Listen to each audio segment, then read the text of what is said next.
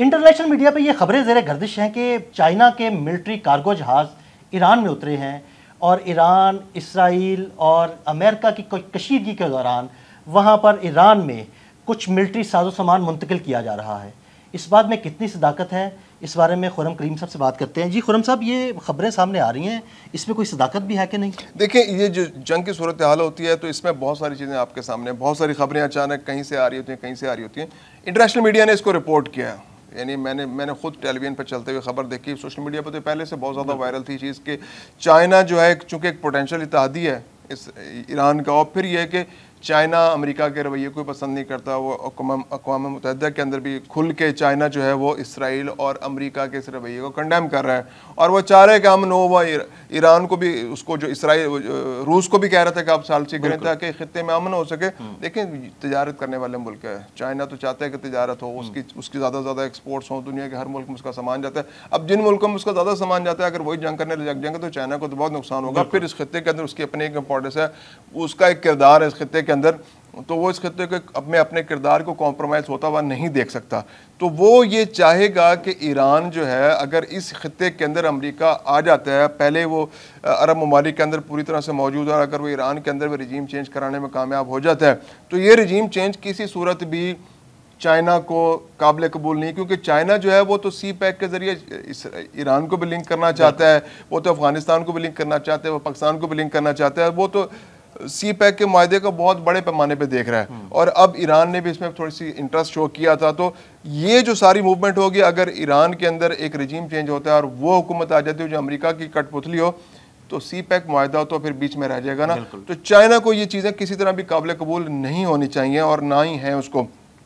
तो ऐसे में अगर चाइना कि अगर जो जहाज़ वहाँ पर जा रहे हैं, ईरान जा रहे हैं, तो ये बहुत बड़ी डेवलपमेंट है ईरान के अंदर, क्योंकि ईरान जो है उसको ज़रूरत है इस वक्त असले की। अच्छा, पाकिस्तान पर भी इल्ज़ाम लगाया जा रहे हैं, इंडियन मीडिया तो प्रोपेगेंडा है ना, उसको तो कुछ भी हो जाए, अगर उनके घर में भी कोई मतलब कोई मसला आ जाए तो वो पाकिस्तान में इल्ज़ाम लगा देते हैं। अगर उनके यहाँ कुछ भी अनयूजुअल हो जाए तो उसको इल्ज़ाम पाकिस्तान पर लगा देते हैं।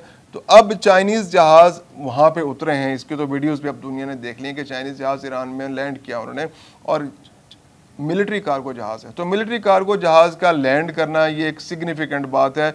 सिग्निफिकेंट बात इस सेंस में कि ईरान को असले की ज़रूरत है, ईरान को आलात की ज़रूरत है, ईरान को पुर्जों की ज़रूरत है। ईरान की सारी जंग जो इस वक्त जारी है वो मिज़ाइल्स पर बेस्ड है ना, तो उसको तो मिज़ाइल बनाने के लिए पुर्जे चाहिए, उसको असिस्टेंस भी चाहिए, मुमकिन उसको इंजीनियर्स भी चाहिए, उसको फ्यूल चाहिए, उसके कोई डेटोनेटर्स चाहिए, उसको ट्रिगर करने के लिए कोई चीज़ें चाहिए, तो उसको तो हर तरह की चीज़ें इस वक्त चाहिए, और उसको सैटेलाइट की कुछ सपोर्ट चाहिए हो।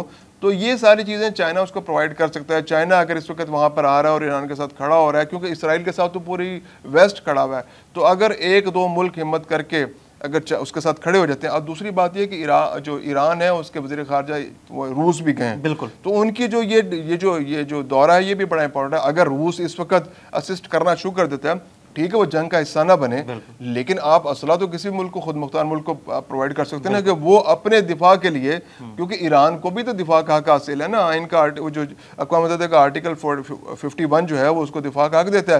ये कि दिफा सिर्फ इसराइल के तो मखसूस नहीं है। आप इराक़ची इस वक्त रशिया में मौजूद हैं, क्या वाकई आपको लगता है कि रशिया किसी भी किस्म की मिलिट्री असिस्टेंस जो है ना वो ईरान को फराहम करेगा? देखिए, वो टेक्नोलॉजी तो दे सकता है ना, असिस्टेंस तो दे सकता है ना।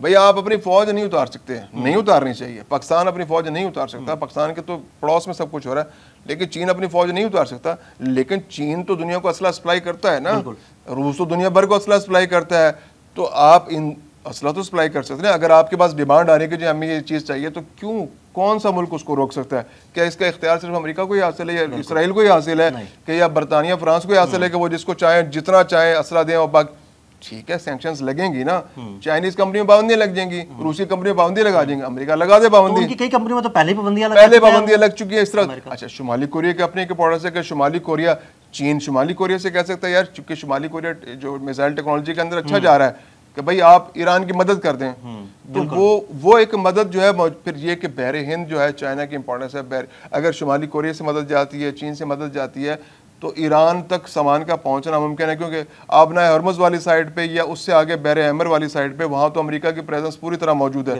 बहर हिंद में भी, बहर अरब में भी वो मौजूद है। लेकिन इसके बावजूद भी चीन की जो मौजूदगी है या चीन का इंटेंट शो करना, चीन का इमदाद के असिस्टेंस पे आमादगी जाहिर करना, ये ईरान के लिए एक बहुत बड़ा बूस्ट होगा। नहीं, अगर शुमाली कोरिया की जानिब से कोई ऐसी टेक्नोलॉजी चाइना को फराहम कर दी जाती है और चाइना का ही कार्गो जहाज़ उड़ के ईरान में उतरता है, तो किसी की हिम्मत नहीं है कि उसको कुछ कह सके। चीन के जहाज़ को तो आप इंटरसेप्ट नहीं कर सकते, क्योंकि एक दफ़ा अमेरिका ने गलती कर ली थी, तो फिर अमेरिका को नाक रगड़ के माफ़ी मांगनी पड़ी थी कि हमसे बहुत बड़ी गलती होगी, हमने चाइना के जहाज़ को इंटरसेप्ट करके उतार लिया था। तो बहुत ज़्यादा माफ़ी तलाफ़ी के बाद अमेरिका की जान छूटी थी। अमेरिका ठीक है, बड़ा भाई होगा, SHO होगा इस खत्ते का, लेकिन चाइना को ऐसे हाथ नहीं डाला जा सकता। आप जब मुल्क जो तैयारी कर रहे होते हैं और तैयारी से मौजूद होते हैं, जैसे इंडिया ने भी पाकिस्तान के साथ छेड़खानी करके देख लिया ना कि वो ये तो एक मुल्क जो है वो इस खत्ते का चौधरी बनना चाह रहा था, तो छोटे भाई से चिपड़े खा के बैठ गया, उसकी खूब धुलाई की धुलाई की उसके जिले। तो अब दुनिया भर में वो मीडिया उनका प्रोपेगेंडा कि नहीं जी हम तो बड़े हैं, वो तो ट्रम्प झूठ बोल रहा है। ओ भाई चपेड़े तुमने खा ली, सारी दुनिया ने देख लिया, अब तुम जितना मर्जी उड़ोगे कि नहीं जी यहाँ नहीं, वो मेरे दाढ़ नहीं हिली थी, मेरे सिर्फ यहाँ पे थोड़ा सा निशान आया था, मेरी दाढ़ महफूज है। तो जो इससे क्या होता है, चपेड़े पड़ गई आपको। बिल्कुल ऐसे ही। ठीक है, बहुत शुक्रिया खुर्रम कलीम साहब जी। बिल्कुल चाइनीज़ कार्गो जहाज़ की ईरान में लैंडिंग और वहाँ पर असलहा और टेक्नोलॉजी पहुँचाना, इस बारे में खुर्रम कलीम साहब ने बड़ी तफसील के साथ बताया। अदील अहमद और खुर्रम कलीम साहब को इजाज़त दीजिएगा। अल्लाह हाफ़िज़।